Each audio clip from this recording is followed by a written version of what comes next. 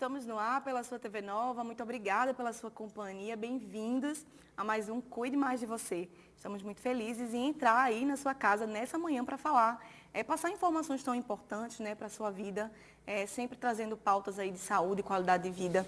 Aproveita que você está aí, segue as nossas redes sociais, tem aí o nosso Instagram, @programa Cuide Mais de Você, manda mensagem para a gente, se conecta, manda foto assistindo, que a gente adora ter essa troca com vocês, tá?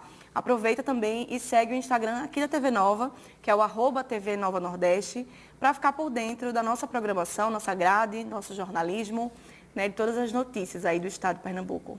Bom dia, meu amigo Flama. Bom dia, Dani. Bom dia, doutora Vanessa. Bom dia a todos que estão nos assistindo. Vamos mais uma vez levar informação para a população, né, Dani, nesse sábado. Com certeza. A gente vai estar falando de um tema que não é tão fácil, né, mas que a gente precisa falar.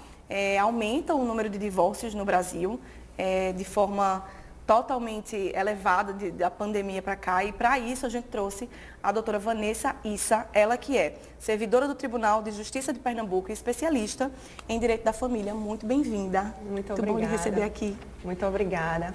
É realmente sempre um tema bem delicado, né, para a gente falar, né? Cada vez mais vai aumentando realmente o número de divórcios, né, de pedidos de divórcios.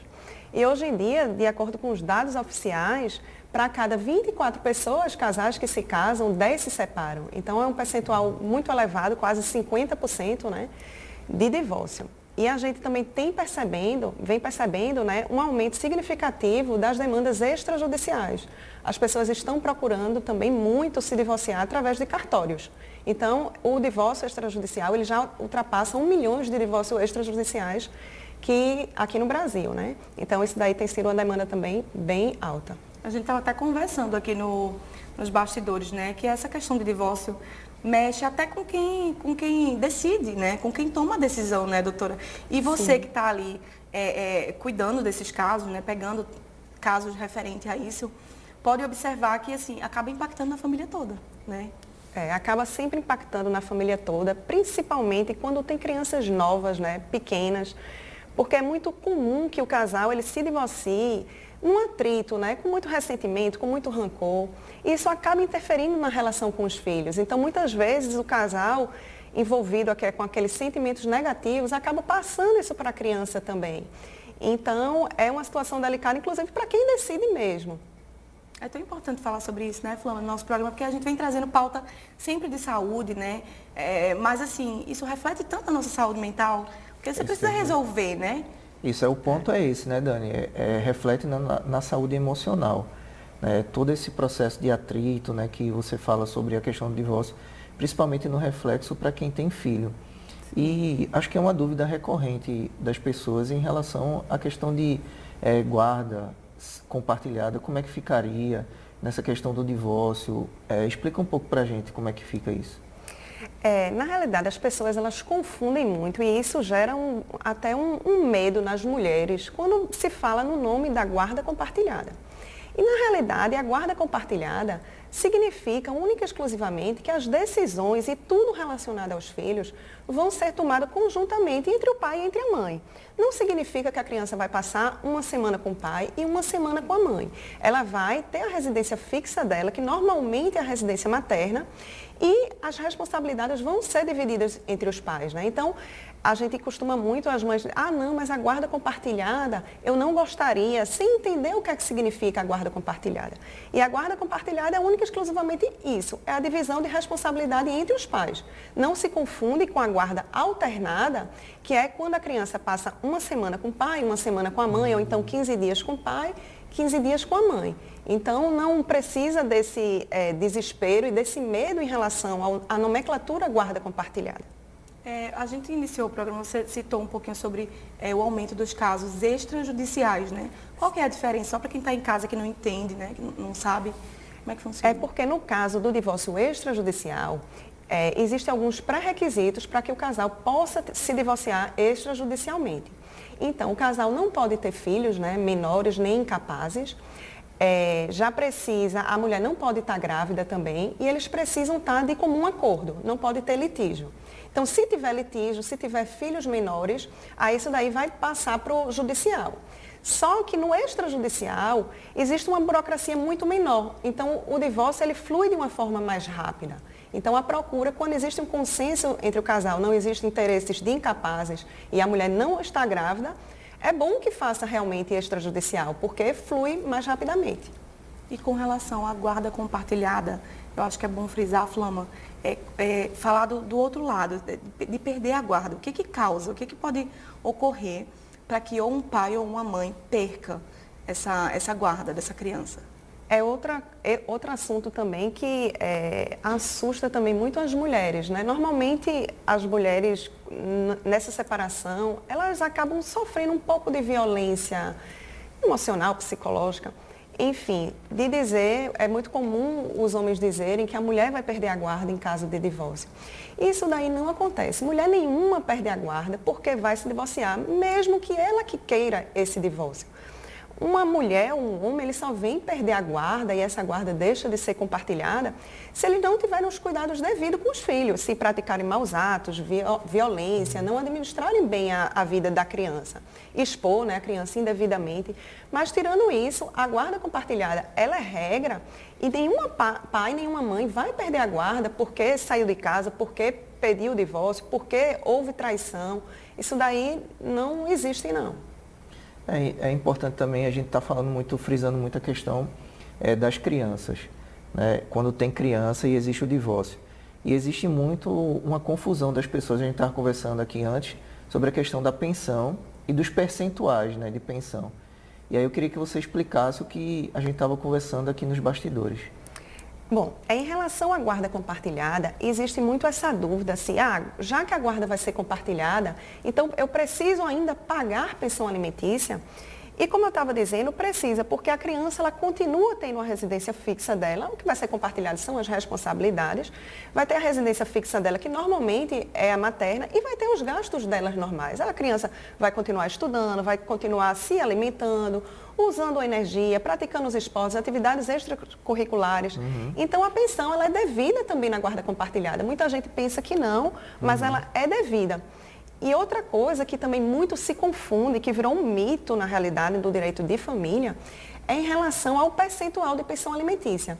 As pessoas pensam, na realidade, muito as mulheres pensam, que a pensão alimentícia ela é fixada 20% se for um filho e 30% se for 2 filhos e vai aumentando gradativamente em relação à quantidade de filhos.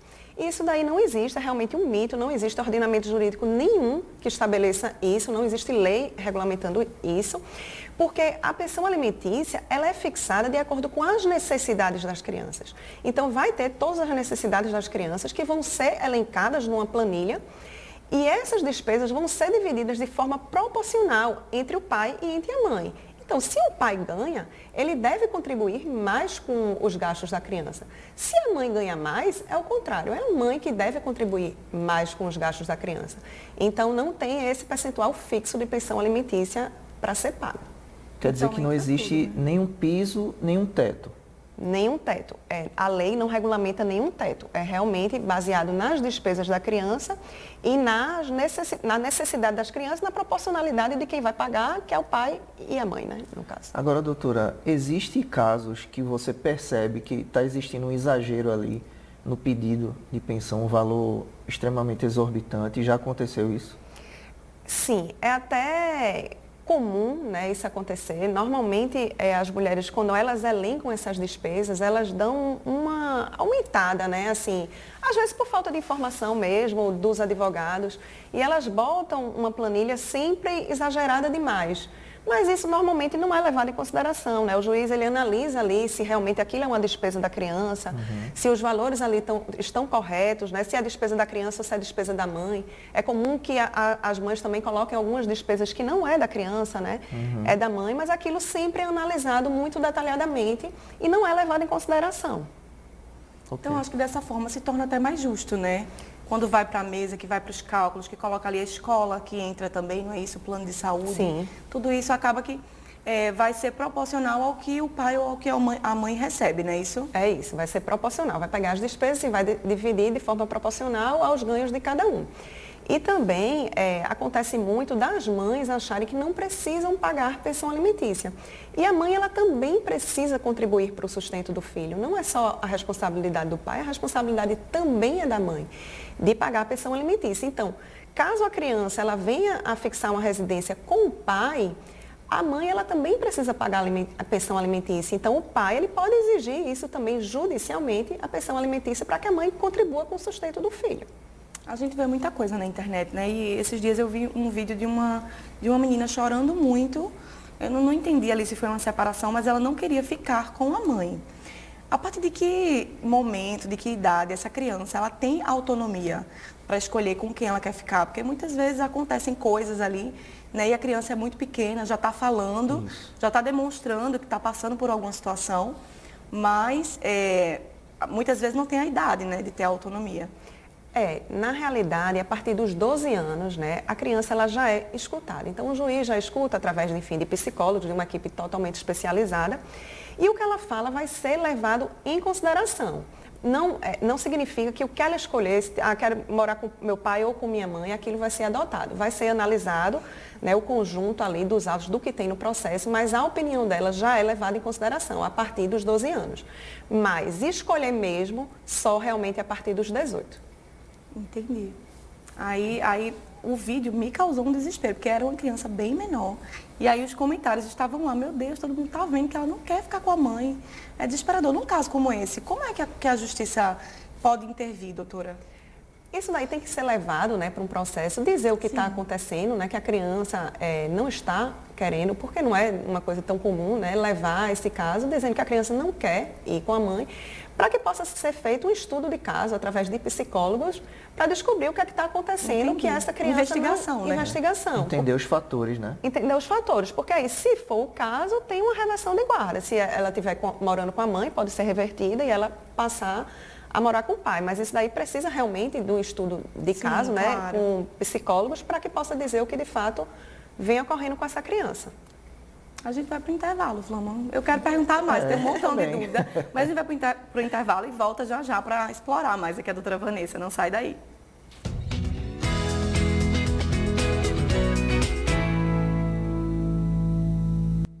Estamos de volta com o Cuide Mais de Você, mas antes, vamos conferir a dica de beleza do Duo Brau? Olá, meu nome é Ana, eu sou designer de sobrancelhas e lash design aqui da Duo Brau. E hoje a nossa dica de beleza é sobre extensão de cílios. Aqui na Duo Brau nós temos técnicas para quem gosta de naturalidade e para quem gosta de volume, sempre respeitando a sutileza de seu olhar. A técnica é feita fio por fio, sempre respeitando o ciclo do seu cílio natural. Uma dica também muito boa é sobre a higienização. Para você manter a qualidade da sua extensão, é necessário que você higienize uma vez pelo menos ao dia com sabonete neutro. E quem tem extensão de cílios sabe que extensão de cílios é vida, porque você já acorda pronta. Então, se você ainda não conhece o serviço de extensão de cílios, vem para a Duo Brau e estarei aqui te esperando para transformar o seu olhar.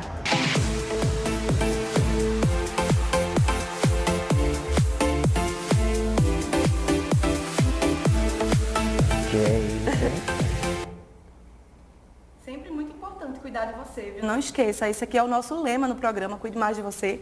Então não esqueça de ter o seu tempo de beleza e passa lá para conhecer a Duo Brau. Flama. Vamos ver agora um vídeo da psicóloga Ana Camila. Vamos lá. Olá, tudo bem com você? Eu me chamo Ana Camila Carvalho, sou psicóloga clínica. Hoje eu vim conversar um pouco com você sobre relacionamentos abusivos e o alto índice de divórcios no Brasil. E uma curiosidade é que tanto a região do Sudeste quanto do Nordeste tiveram um aumento superiores à média nacional de 23,2%.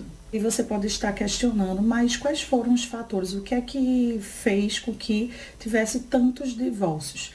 Um dos motivos é o reflexo do isolamento social mediante a pandemia. Muitos casais passaram a conviver mais tempo uns com os outros, passaram também a dividir as responsabilidades domésticas, né, tanto da casa quanto também dos filhos. Sabemos que vivemos ainda numa sociedade muito machista, onde muitos homens não enxergam essa divisão, né, de atividades como algo benéfico, além também de os casais não terem perspectivas positivas de futuro com relação ao relacionamento.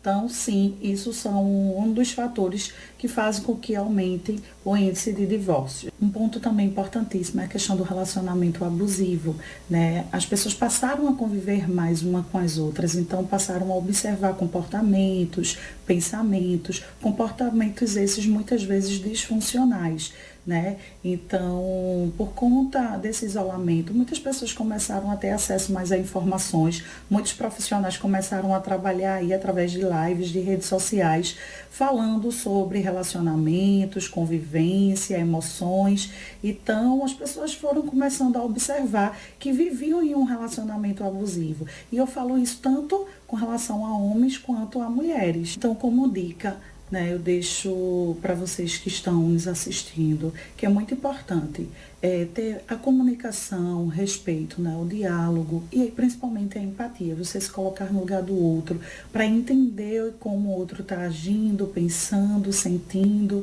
né, então é muito importante, são pilares essenciais, né, a comunicação, o respeito e a empatia para que qualquer relacionamento venha a prosperar. E aí, para finalizar, é muito importante o autoconhecimento, você aprender a lidar com suas emoções para que assim você compreenda também as emoções do outro e aprenda a lidar com diversas situações do seu dia a dia, tá bem? Espero que eu tenha te ajudado. Um forte abraço, um beijo para todos vocês que estão nos assistindo e para vocês aí do estúdio. Oh, maravilhosa, um grande beijo para a doutora Ana Camila, né, psicóloga, e é muito importante isso que ela falou, né, Vanessa, assim, da gente realmente, acredito que até no momento do divórcio, a gente precisa ter a certeza, né, da atitude que a gente está tomando ali, ter a certeza do que está por vir, porque a rotina vai mudar, né, é muito diferente. Na realidade, quando acontece o divórcio, né, começa a acontecer atrito em todas as áreas, tanto do pai como a mãe, aí isso, enfim, reflete no filho. Principalmente, como ela estava falando aí, das violências, né, até emocionais mesmo, que os divórcios muitas vezes hoje em dia acontecem por conta de violência emocional contra a mulher. As mulheres estão procurando cada vez mais saber dos seus direitos, né, estão cada vez mais independentes e isso acaba também gerando o aumento do divórcio. E em relação também à violência que acontece até com os filhos, porque é preciso e é essencial que o casal ele consiga diferenciar. Que o pai e a mãe, ele nunca vai deixar de ser pai e de ser mãe. O casal deixa de ser casal. Mas o pai nunca vai deixar de ser pai e a mãe nunca vai deixar de ser mãe. Né?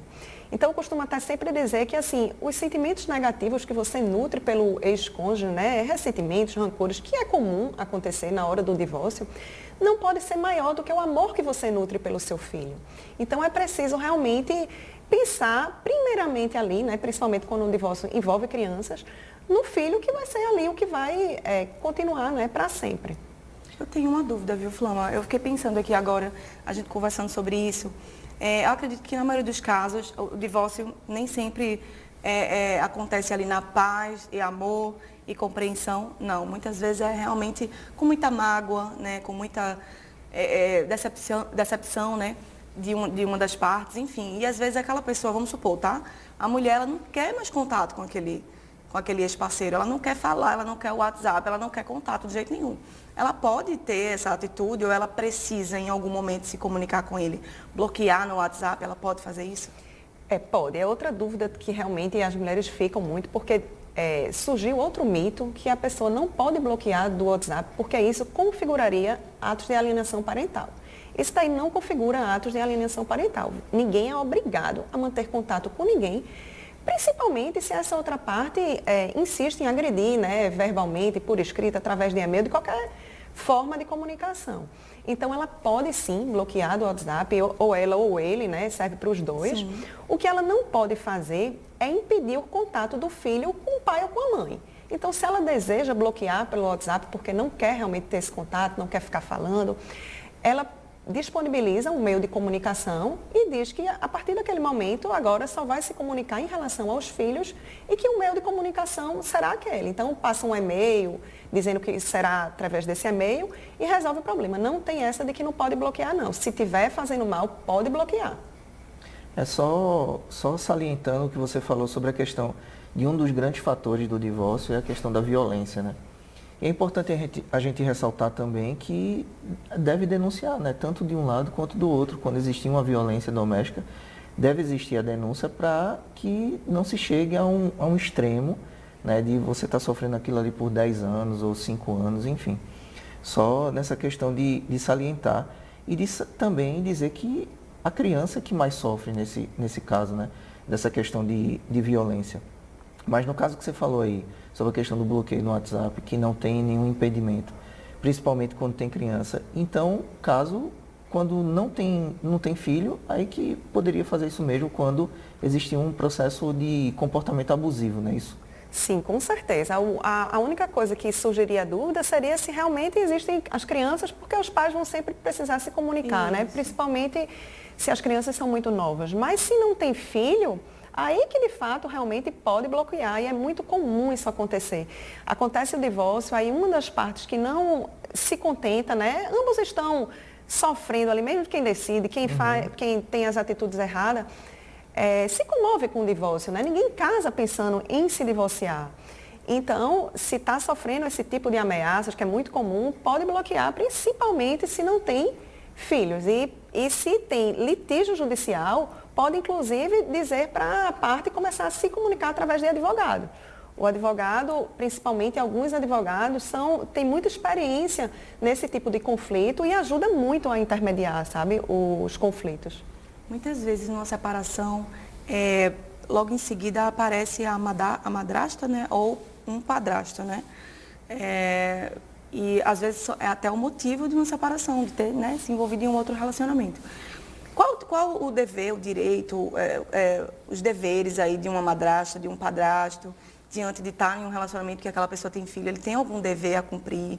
Ele pode, por exemplo, ter autonomia de postar foto na rede social com aquela criança e a outra parte, vamos supor, tá? O padrasto está postando foto ali e a mãe não está gostando. Como é que funciona isso? Bom, o dever tanto do padrasto quanto da madrasta é de ajudar na educação da criança, né? Não é tentar competir com a mãe, nem com o pai, é só de auxiliar na educação. E acontece muito também em redes sociais isso, né? Principalmente as madrastas, elas começam a postar muito foto com a criança, às vezes expondo a foto da criança pequena de uma forma desnecessária. E aí, isso daí, se for uma postagem genuína, ocasionalmente, não teria problema nenhum. Mas a partir do momento que aquela postagem começa a invadir realmente a privacidade da criança, com legendas provocativas para o outro genitor, aí isso daí realmente não pode acontecer. E aí, se for para a justiça, isso daí vai ser analisado e provavelmente ela vai ter que tirar isso. E isso daí pode, inclusive, gerar dano moral e material para o outro cônjuge, né? Que ela está tendo, que a criança está sendo invadida a privacidade, né? É isso que eu ia perguntar. Cabe um processo nesse caso? Caberia um processo de danos morais e, a depender do caso, poderia caber até danos materiais se a madrasta ou o padrasto expõe de uma forma abusiva a imagem com o intuito de provocar o outro, né? Então, isso daí caberia, sim, processo judicial. E em relação também aos deveres, né? Isso daí também muito se pergunta, em relação ao padrasto e a madrasta ter que pagar a pensão alimentícia. Isso daí não é verdade. Você começa a se relacionar com a pessoa, o padrasto e a madrasta, ele não tem obrigação de sustento dos enteados, né? Se ele quiser sustentar, é por mera liberdade dele, mas assim, ele não tem essa obrigação legal. A obrigação legal de sustento é do pai e da mãe. Então, não existe a obrigação legal nem do padrasto, nem da madrasta de pagar pensão alimentícia. Muito importante a gente finalizar com essa mensagem, né? Com essa informação. Com essa informação. E assim, se você tiver mais dúvidas, porque a gente tinha 1 milhão de perguntas para fazer, né? Não deu para fazer metade. Você pode acessar o Instagram da doutora Vanessa, né? Para conferir o conteúdo dela, que é incrível, assim. Vamos finalizar deixando uma mensagem para os casais que estão passando por isso, para incentivar a passar da melhor forma possível por esse momento tão difícil, né, doutora? O que eu poderia dizer para os casais que estão se divorciando é que para ter calma, para ter serenidade, que todos os momentos na vida da gente passam, né? E que principalmente pensem no filho de vocês. São eles que precisam realmente desse suporte emocional, psicológico, mais nesse momento. Então, é isso. Cuide da maior joia que vocês têm na vida de vocês. Coisa boa. Doutora Finalizando, Vanessa, né? muito obrigado. E já digo que portas abertas aqui para você voltar a conversar mais com a gente, viu? Não, eu que Muito agradeço. obrigada. É uma honra estar aqui participando do programa juntamente com vocês. Primeira de muitas, viu? Para você que está em casa, a gente deseja um final de semana abençoado. Fica com Deus, aproveita aí tua família, os teus amigos. Um grande beijo. TV Nova Em todo lugar. em todo lugar.